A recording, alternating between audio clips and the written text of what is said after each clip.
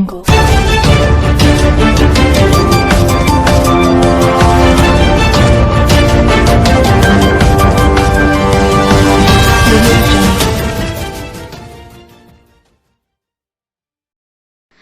علیکم، Asia 41 news کے ساتھ میں ہوں آپ کی میزبان امنا عباس۔ خبر شامل کرتے ہیں ڈیرہ مراد جمالی سے۔ محکمہ ایریگیشن کا پٹ فیڈر کینال میں غیر قانونی ٹیوب ویل مشینوں اور پائپوں کے خلاف کارروائی۔ بھاری مشینری کے ذریعے مشینوں اور پائپوں کو مسمار کر دیا گیا۔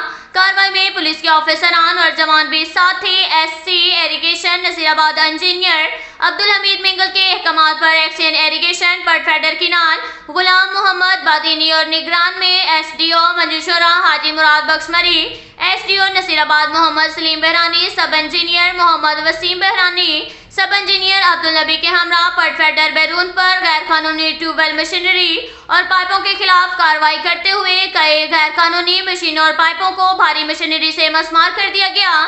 اس موقع پر ایکسین غلام محمد بادینی نے پٹ فیڈر کینال کے تمام ملازمین کو سختی سے احکامات جاری کیے ہیں کہ پٹ فیڈر بیرون پر کوئی بھی مشینری نہیں چلنی چاہیے۔ ان کا کہنا تھا کہ ہماری تمام تر پوری کوشش یہ ہے کہ ہم تمام ذیلی شاخوں کو ان کے حصے کا پانی پہنچا سکیں جو ان کا بنیادی حق ہے۔ پٹ فیڈر کینال میں پانی کی کوئی قلت نہیں ہے۔ ہمیں اپنے حصے کا جو پانی مل رہا ہے وہ منصفانہ طریقے سے ذیلی شاخوں میں دے رہے ہیں۔ کسی کو پانی چوری کرنے کی ہرگز اجازت نہیں ہوگی۔ اگر کوئی پانی چوری میں ملوث پایا گیا تو ان کے خلاف قانونی کارروائی عمل میں لائی جائے گی۔